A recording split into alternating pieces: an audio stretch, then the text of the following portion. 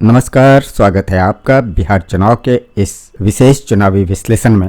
और आज हम बात करेंगे बिहार के चुनावी रण की, जहां एक बार फिर गूंज रहा है वही पुराना लेकिन नया अर्थ लेने वाला नारा, दो भाई दोनों तबाही। दरअसल राहुल गांधी और तेजस्वी यादव की जोड़ी ने बिहार के चुनावी मैदान में फिर से हलचल मचा दी है। दोनों नेताओं ने कल बिहार में संयुक्त रैलियां की और इस रैलियों में जो आक्रामकता और संदेश दिखाई दिया उसने बिहार चुनाव के राजनीतिक माहौल को पूरी तरह से बदल कर रख दिया। राहुल गांधी ने प्रधानमंत्री नरेंद्र मोदी पर अब तक का सबसे तीखा हमला बोला। उन्होंने कहा कि गुजरात में फैक्ट्री और बिहार में सिर्फ वोट, यह अब नहीं चलेगा। उनके भाषणों के बाद बीजेपी नेताओं में मानो हलचल मच गई। राहुल के हर बयान पर एक्स पर प्रतिक्रियाओं की झड़ी लग गई। साफ दिखाई दे रहा था बीजेपी खेमे में बेचैनी बढ़ी है। तेजस्वी यादव ने चुनावी रणनीति को पूरी तरह से पलट दिया है। उन्होंने एक नया मुद्दा उठाया, बिहारी बनाम गुजराती। उनका कहना है, प्रधानमंत्री जी, आप 11 साल से सत्ता में हैं, लेकिन बिहार को क्या दिया? फैक्ट्री गुजरात में, बुलेट ट्रेन गुजरात में, इन्वेस्टर मीट गुजरात में और बिहार को सिर्फ वादे। यह सीधा संदेश लोगों के दिलों में उतर गया। तेजस्वी लगातार जनता से कह रहे हैं, हम बिहार बनाने निकले हैं और वे सिर्फ बिहार कब्जाने निकले हैं। शुरुआत में बीजेपी ने चुनाव को जंगल राज बनाम सुशासन राज की लड़ाई के रूप में पेश किया था, लेकिन राहुल गांधी और तेजस्वी यादव ने यह पूरा नैरेटिव बदल दिया है। अब चर्चा इस बात की है कि बिहार के युवाओं को रोजगार कब मिलेगा, महिलाओं की सुरक्षा और सम्मान कैसे बढ़ेगा, किसानों को राहत कब मिलेगी। महागठबंधन ने चुनाव को पूरी तरह मुद्दा आधारित बना दिया है और राहुल गांधी की मौजूदगी ने इसे राष्ट्रीय स्वरूप दे दिया है। पहली बार बिहार में किसी गठबंधन का मैनिफेस्टो एक व्यक्ति के नाम पर जारी हुआ है, तेजस्वी प्रण। इसमें कांग्रेस, सीपीआई, वीआईपी समेत सभी दलों ने एकजुट होकर तेजस्वी को बिहार का चेहरा घोषित कर दिया। राहुल गांधी भी अपने भाषणों में कहते हैं, जो तेजस्वी जी की अगुवाई में सरकार बनेगी वह सब धर्मों और सब जातियों की सरकार होगी। यानी साफ संदेश है, तेजस्वी ही नेता है और कांग्रेस खुलकर उनके पीछे खड़ी है। कुल मिलाकर महागठबंधन का मुख्य संदेश यही है कि जब कारखाने गुजरात को जाएंगे और बिहार से सिर्फ मजदूर लिए जाएंगे तो नुकसान हर बिहारी का होगा, चाहे वह किसी भी जात या धर्म का हो। यही संदेश आज हर गांव, हर कस्बे में गूंज रहा है और यही बात बिहार के मतदाताओं के दिलों में असर कर रही है। नतीजा, बिहार की सियासत का फोकस अब जात पात से हटकर बिहारी अस्मिता और विकास पर केंद्रित हो गया है। राहुल गांधी राष्ट्रीय स्तर पर गुजरात लॉबी को घेर रहे हैं तो तेजस्वी यादव राज्य स्तर पर बिहारी हक की लड़ाई लड़ रहे हैं। दोनों मिलकर यह संदेश देने की कोशिश कर रहे हैं कि अब बिहार के फैसले बिहार में होंगे, गुजरात में नहीं। और इसी वजह से फिर से गूंज रहा है, दो भाई दोनों तबाही। लेकिन इस बार यह नारा सिर्फ तंज नहीं बल्कि सत्ता के खिलाफ एक चेतावनी की तरह सुनाई दे रहा है, क्योंकि राहुल गांधी ने जब बिहार में वोटर अधिकार यात्रा की थी, उस यात्रा में तेजस्वी यादव उनके साथ थे और उस अधिकार यात्रा को जिस तरह से रिस्पांस मिला था, उसके बाद बिहार में एक नारा चला, वोट चोर गद्दी छोड़, और दूसरा नारा बना, दो भाई दोनों तबाही। बीच में यह नारा थोड़ा ठंडा पड़ गया था, लेकिन कल जब राहुल गांधी दोबारा बिहार के चुनावी रण में उतरे तो यह नारा फिर से गूंजने लगा। कल राहुल गांधी और तेजस्वी यादव ने 2 संयुक्त रैलियां की और उस रैली में दोनों ने जिस अंदाज में केंद्र सरकार और नीतीश सरकार पर हमला बोला वह देखने लायक था, जो शायद पहले कभी नहीं देखी गई। और जैसे ही राहुल गांधी ने पीएम पर कटाक्ष किया, बीजेपी के भीतर बेचैनी साफ दिखने लगी। ट्विटर पर उनके बयानों के जवाब में पोस्ट की बाढ़ आ गई। उधर तेजस्वी यादव ने नीतीश सरकार पर सीधे प्रहार किए और नए वादों के साथ बिहार की राजनीतिक हवा ही बदल दी। आज अगर यह कहा जाए कि इंडिया गठबंधन ने बिहार के चुनाव का पूरा नैरेटिव ही बदल दिया है, तो इसमें कोई दो राय नहीं। शुरुआत में चुनावी कैंपेन बीजेपी ने शुरू किया था, प्रधानमंत्री, गृह मंत्री और जेपी नड्डा के साथ, और उनका फोकस था जंगल राज बनाम नीतीश राज, यानी लालू यादव के समय का राज बनाम सुशासन।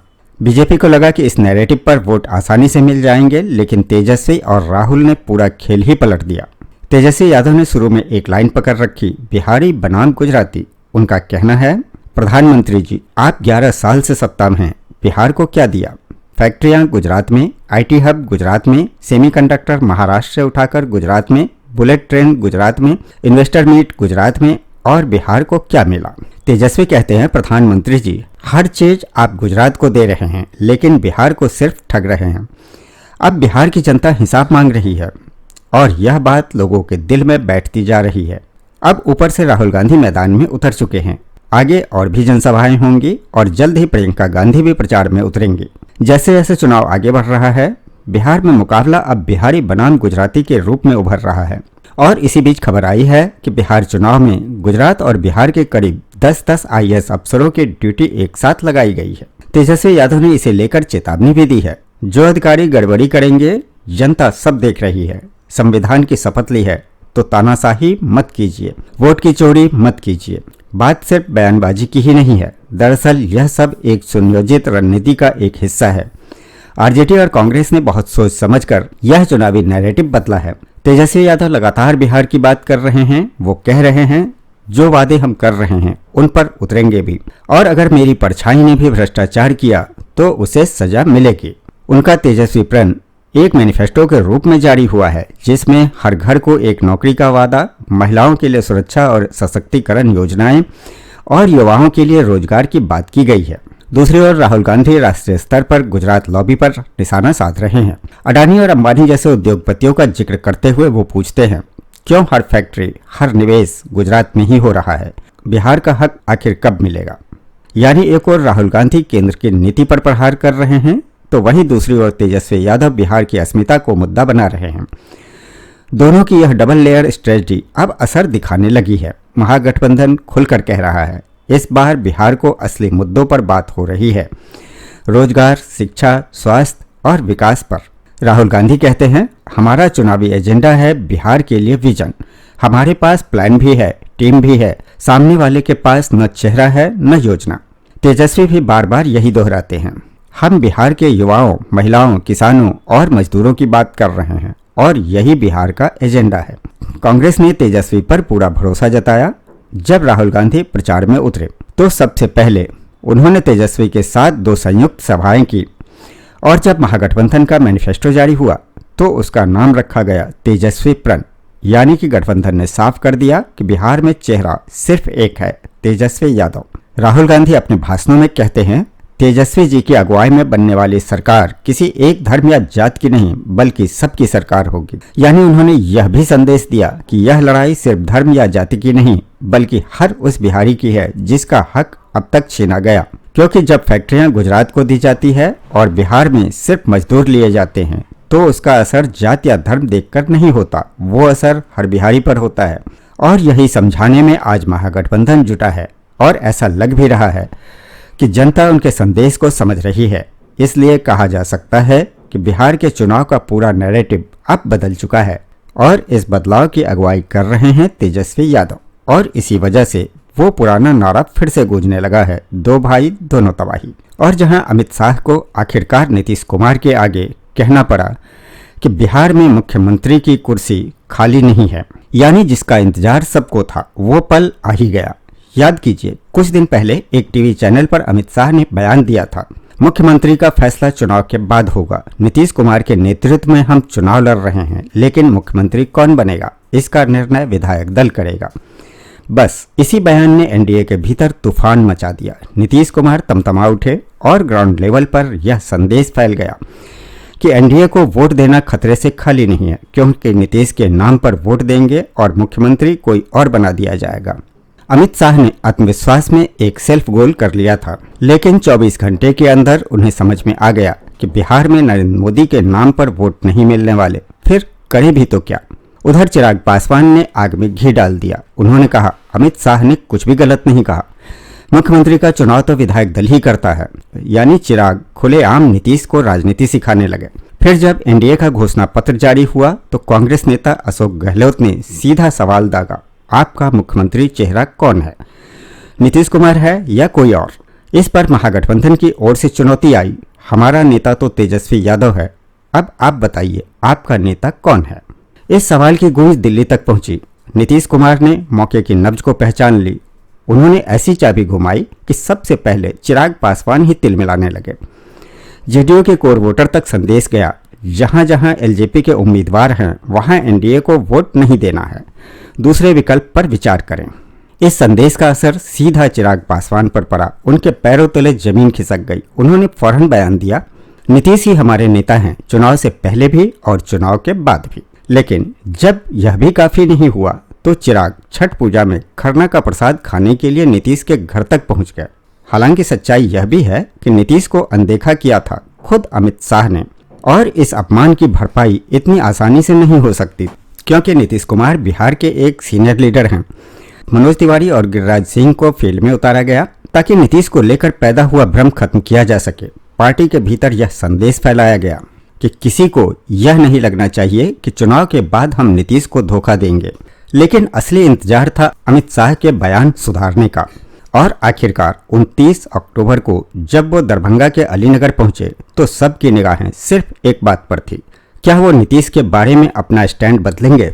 और अमित शाह ने पहली फुर्सत में ही कह दिया, मुख्यमंत्री की कुर्सी खाली नहीं है। दिल्ली में प्रधानमंत्री और बिहार में मुख्यमंत्री की कुर्सी दोनों खाली नहीं है। यानी कि साफ है, अमित शाह समझ गए कि बिहार में नीतीश को हिलाने का मतलब है दिल्ली में मोदी की कुर्सी को हिलाना। लेकिन अब आइए उस सभा का हाल भी सुन लीजिए जहां अमित शाह को अपनी सबसे बड़ी भूल सुधारनी पड़ी। मुंगेर के नवागढ़ी मैदान की सभा, जहां सैकड़ों कुर्सियां खाली पड़ी थी। गृह मंत्री खुद मंच पर पहुंचे, लेकिन वहां जनता नदारद थी। भीड़ इतनी कम थी कि अमित शाह को खुद पुलिस से कहना पड़ा कि चेकिंग हटा दो, लोगों को बिना रोक टोक अंदर आने दो। मेटल डिटेक्टर मशीनें हटानी पड़ी, लोगों को भीतर बुलाया गया। यह बिहार की हवा का रुख बदलने का संकेत था। अब स्थिति यह है कि एनडीए के सभी बड़े नेता एक ही सुर में यही दोहराने लगे हैं, नीतीश कुमार ही हमारे चुनाव के बाद मुख्यमंत्री होंगे। नित्यानंद राय, राजीव प्रताप रूडी और उपेंद्र कुशवाहा सभी ने एक जैसी लाइन पकड़ी। रूडी ने कहा, नीतीश कुमार बिहार के मुख्यमंत्री थे, हैं और रहेंगे। कुशवाहा ने उसमें जोड़ा, जैसे सूर्य पूरब से निकलना तय है, वैसे ही बिहार में नीतीश कुमार का मुख्यमंत्री बनना तय है। और अब अमित शाह को भी यही बोलना पड़ा, नीतीश हमारे नेता थे, नीतीश हमारे नेता हैं और नीतीश हमारे नेता रहेंगे। यानी पूरा एनडीए अब नीतीश के उस चाल में फंस चुका है। अब देखना यह होगा कि नीतीश इस मक्खनबाजी से कितना पिघलते हैं और क्या बिहार चुनाव का रंग सच में बदल जाएगा, क्योंकि अंततः फैसला जनता का ही होगा और बिहार की जनता सब देख रही है। अगर आपको यह विश्लेषण पसंद आया हो तो वीडियो को लाइक कीजिएगा, चैनल को सब्सक्राइब कीजिएगा और कमेंट में बताइएगा कि क्या अमित शाह का यह यू टर्न एनडीए को बचा पाएगा। आपकी प्रतिक्रिया हमें बेहतर काम करने की प्रेरणा देती है। और अगर आप आर्थिक रूप से हमें सहयोग करना चाहें तो सुपर थैंक्स या ज्वाइन बटन के जरिए कर सकते हैं। फिलहाल इस वीडियो में इतना ही, फिर मिलेंगे बिहार चुनाव की एक अगली नई कड़ी के साथ। नमस्कार।